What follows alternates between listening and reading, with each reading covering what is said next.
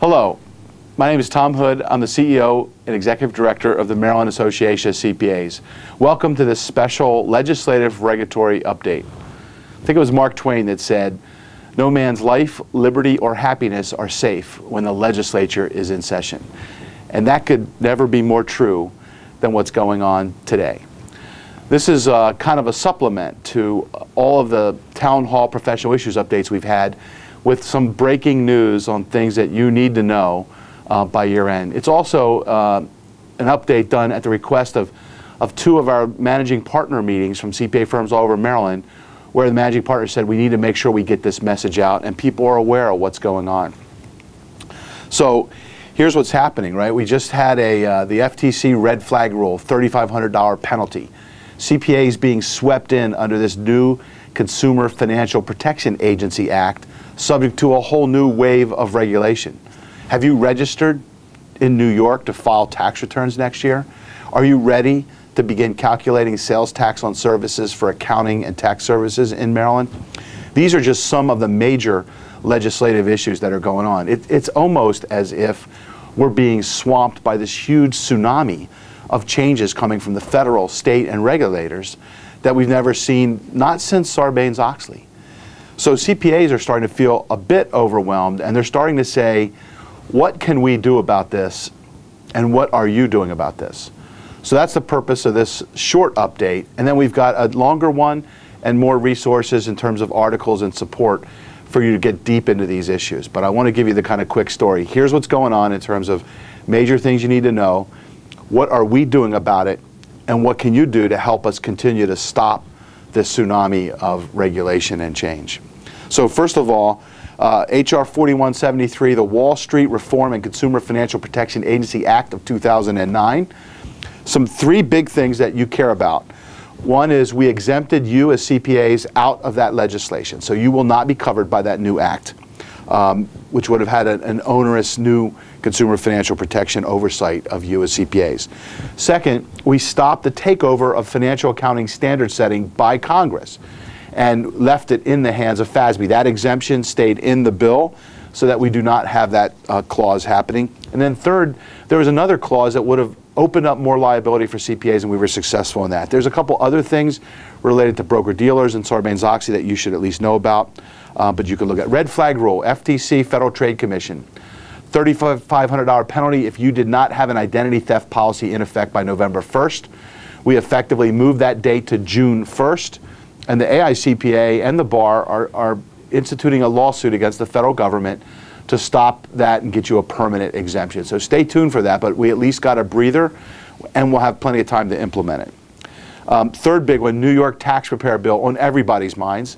The governor signed that last Friday, I believe, and so you are now exempt from having to do any registration or fees to file tax returns in the state of New York as an out-of-state CPA. So do not go in and have to do that registration, and don't pay any fees to the state of New York. The other big one would be Maryland legislation, and we've already got a big 2010 agenda going. You can look for us to try to stop sales tax on accounting and tax services, which we expect. Tort reform, we're going to stop the trial lawyers from making it easier to sue CPAs and small business. Third, we're going to help the state board pass the 120, 150. It liberalizes the way CPAs can get sit for the exam, students can sit for the exam, and get licensed at 150 in the state of Maryland. And then there's a group trying to repeal peer review, which we will also try to stop so we don't have other more onerous regulatory or legislative solutions to that. So those are really big things that are going on. You know, how are we working on this? Well, we've got probably about 100 volunteers involved in our legislative program, from key persons to people, PAC trustees, our legislative executive committee. So tons of volunteer effort here, but we need you both from a membership, grassroots perspective, and from your support for our PAC. The other thing we do is we have a network of state societies. We all work together on your behalf. So like 20 or 30 states wrote to the FTC with the AICPA to stop that bad legislation. And then obviously we've been doing this for about 108 years. So legislative advocacy for you as a CPA is one of our primary purposes as a CPA. Now what can you do? There's a couple things you could do to really help us a lot. One is we need you to be leaders and support membership. Every member we have, we can use that in our grassroots network. We can bring them to CPA Day, and that shows strength. There's strength in numbers. That's kind of a standard in politics. 2 is our PAC. We have a political action committee called CPA Committee for Political Action, CPA. I know PACs are a dirty word, but it's the only legal effective way I can give money to a legislator and actually advocate on our behalf as CPAs. 3rd is CPA Day. We need you to be there on January 20th at the Governor Calvert House. Registration is free, and there's 2 hours of free CPE there. Please make sure you attend and encourage your friends and other folks in the firms and companies to come down on that important day. And then 4th is our member summit, which we kind of renamed from the MD Biz Expo.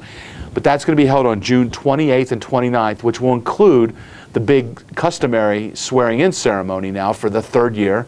And that will be on June 28th, but that will feature all of our new CPAs, which is a big moment.